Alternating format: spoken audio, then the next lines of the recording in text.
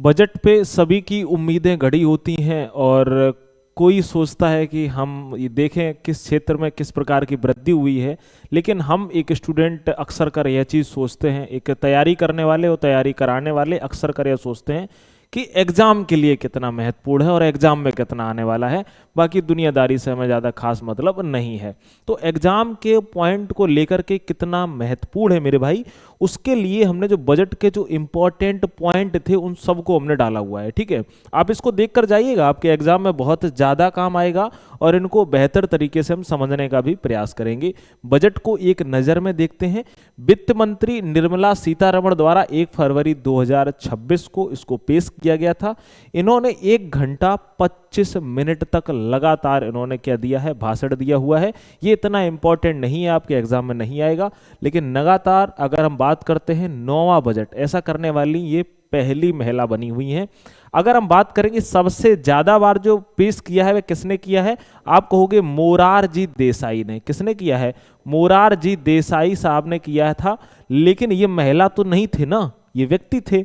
ठीक है, पुरुष थे। याद रखना, जो निर्मला सीतारमण है, जो हमारी ताई हैं, इनका अगर हम बात करते हैं 9 बार है। ठीक है, याद कैसे रखोगे कि निर्मला सीतारमण एक महिला है यानी देवी हैं और 9 देवी होती हैं, तो आप समझ लेना कि 9वीं बार इन्होंने क्या किया है। आप कहेंगे जी भाई पेश किया हुआ है। महिला की बात करें तो कहना पहले नंबर पर, लेकिन अगर टोटल बजट की बात करें महिला और पुरुष दोनों की, तो सबसे ज्यादा बार मोरारजी देसाई ने, और उसके बाद सेकंड नंबर पर जो स्थान आता है वो निर्मला सीतारमण जी का आता है।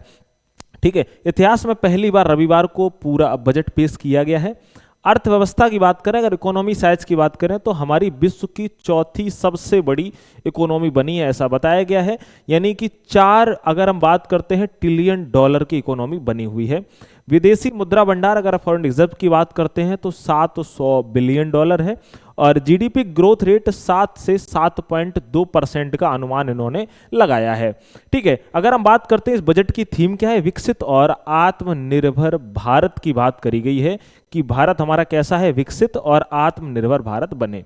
अगर हम राजकोषीय प्रबंधन से बात करते हैं तो आपको महत्वपूर्ण 2 पॉइंट याद रखने हैं।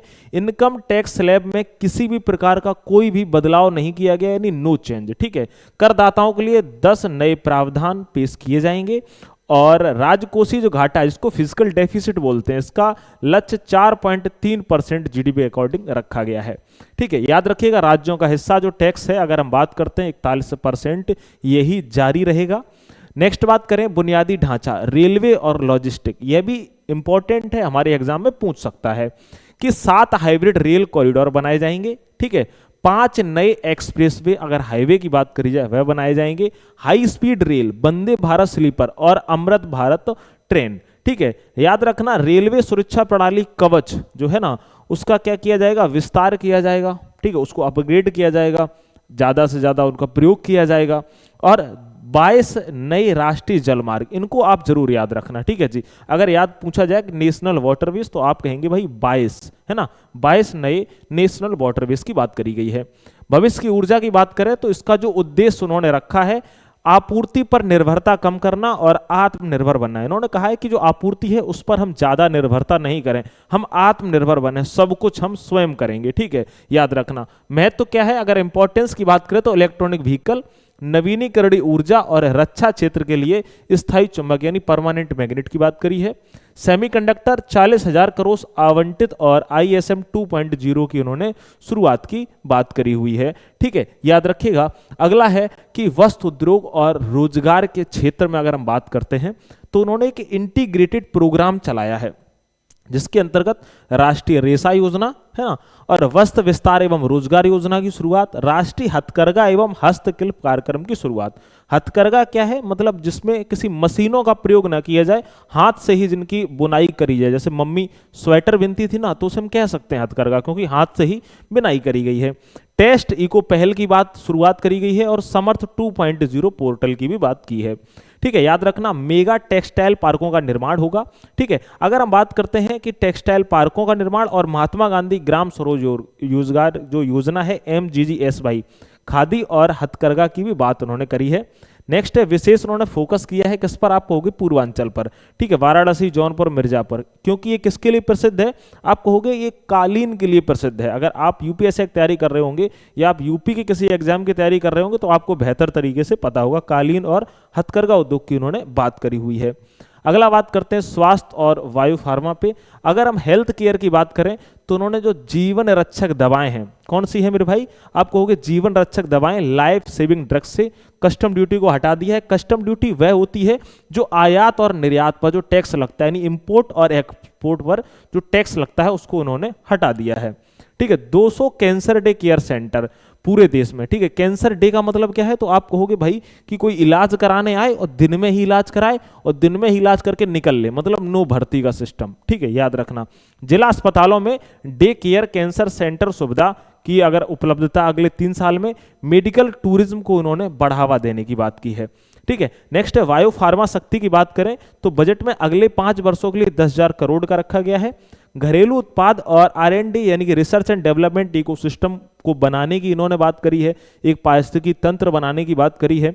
और अगर हम बात करते हैं 1000 प्लस क्लिनिकल ट्रायल साइटों का नेटवर्क बनेगा और 3 नए केमिकल पार्कों का निर्माण भी होगा। यह हमारे लिए बहुत इंपॉर्टेंट हो जाता है कि 3 नए केमिकल पार्कों का निर्माण होगा। हम बात करते हैं संस्थान में तो Indian institute of design IID Mumbai में बनेगा, राष्ट्रीय डिजाइन संस्थान NDI यह पूर्वी भारत से संबंधित रहेगा और nation tourist school of hospitality, कौन सी, हॉस्पिटलिटी। ठीक है, 10,000 गाइड्स को इन्होंने ट्रेनिंग देने की बात करी है IIM में। ठीक है, याद रखना। बुनियादी ढांचा की बात करें तो हर जिले में उच्च शिक्षा गर्ल्स हॉस्टल यानी कि अगर हम बात करते हैं, ठीक है, STEM संस्थानों में छात्रावास यानी उच्च शिक्षण के लिए छात्रावास की बात करी है। 5 यूनिवर्सिटी टाउनशिप बनेंगे, औद्योगिक कॉरिडोर के पास में इनको बनाया जाएगा। नेक्स्ट है विज्ञान, अगर हम साइंस की बात करते हैं तो एस्ट्रोफिजिक्स और एस्ट्रोनॉमी के लिए 4 टेलीस्कोप सुविधाओं की उन्होंने बात करी है, यानी खगोल विज्ञान से संबंधित। आगे देख लेते हैं कृषि और किसान कल्याण की। कृषि के क्षेत्र में खास ज्यादा इन्होंने कुछ नहीं किया है। ठीक है, मतलब ऐसा पता नहीं क्या कर रही है सरकार कि भाई कि किसान ही तो सब कुछ है लेकिन किसान ही यहाँ कुछ नहीं है। ठीक है, कोकोनट प्रोत्साहन योजना की शुरुआत की बात करिए 1 करोड़ किसान के लिए। ठीक है, याद रखना 3 करोड़ इसके लाभार्थी होंगे, 1 करोड़ पे ज्यादा फोकस किया जाएगा। इंडियन सैंडलवुड इकोसिस्टम यानी कि अगर हम बात करें चंदन के इसके इकोसिस्टम की, अगर हम बात करते हैं पुनर्स्थापना की बात उन्होंने करी है।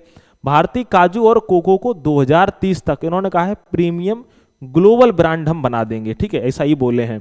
मत्स्य पालन की बात करें तो 500 जलाशयों और अमृत सरोवरों के विकास की इन्होंने बात करी है। किसान फिर भी हंस रहे हैं, मतलब खुश हैं। छोटे किसानों को 20,000 अगर हम बात करते हैं का लोन देने तक की बात करी है इन्होंने। अगर हम बात करेंगे पशुपालन और उद्यमशीलता में इन्होंने विकास की बात करी है कि जो पशुपालन है, उद्यमशीलता है, इसमें हम क्या करेंगे जी, विकास करेंगे। अगर हम बात करते हैं सामाजिक न्याय की तो आप कहोगे दिव्यांगजन या दिव्यांगजन सशक्तिकरण को लेकर, तो एक दिव्यांग सहारा योजना है जिसमें कृत्रिम अंग यानी कि आर्टिफिशियल लिम्स निर्माण हेतु नई संस्था का निर्माण करा जाएगा। कृत्रिम अंग मतलब कि मानव के द्वारा बनाए गए अंग, जैसे कि हाथ है, पैर है। ठीक है, उसमें खून नहीं चलेगा, उसमें बैटरी से करंट चलेगा। ठीक है, अगर हम बात करते हैं एलिम्को को सहायक उपकरणों और R&D के लिए सहायता की बात करी है।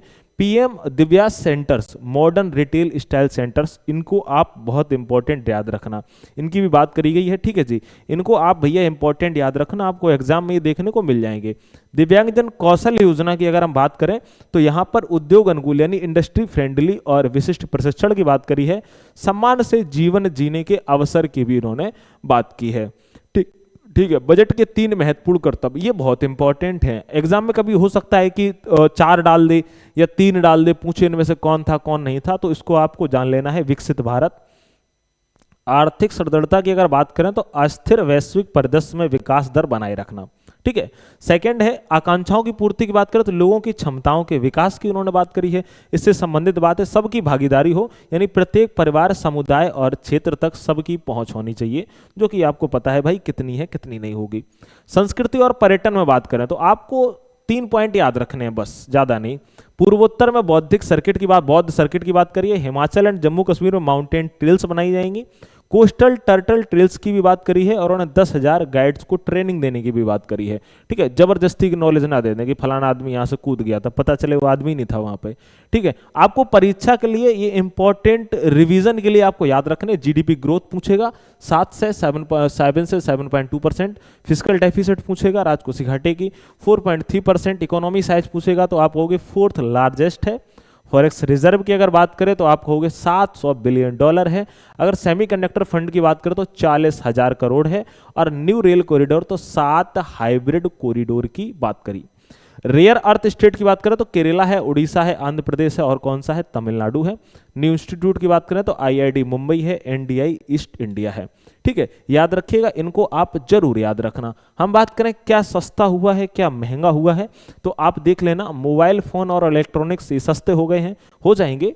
इलेक्ट्रॉनिक वाहन है सस्ते हो जाएंगे, जो स्कूटी खरीद के घूम रहे थे वो फिर सस्ती हो जाएगी, हम भी खरीद लेंगे एक। दवाइयाँ और स्वास्थ्य ये भी सस्ता हो जाएगा, ये तो अच्छी बात है भाई।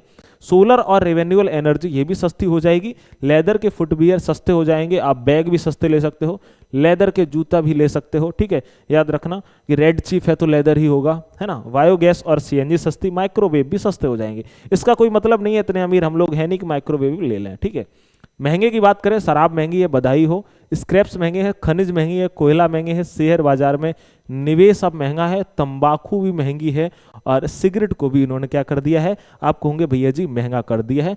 तो यह बजट के इंपॉर्टेंट पॉइंट थे। ठीक है, इनमें कुछ ऐसा याद करने को नहीं है, आप 3 बार वीडियो देख लेना, आपको इजीली समझ में आ जाएगा। ठीक है, अगर आप कहेंगे तो हम इनसे रिलेटेड जितने भी क्वेश्चन आंसर होंगे वह भी हम आपको ले आएंगे। एक बार आप लोग कमेंट जरूर कर देना, मैं इससे रिलेटेड आपको सभी प्रश्न जरूर डाल दूंगा। मुलाकात करेंगे अगली क्लास में, अपना ख्याल रखना।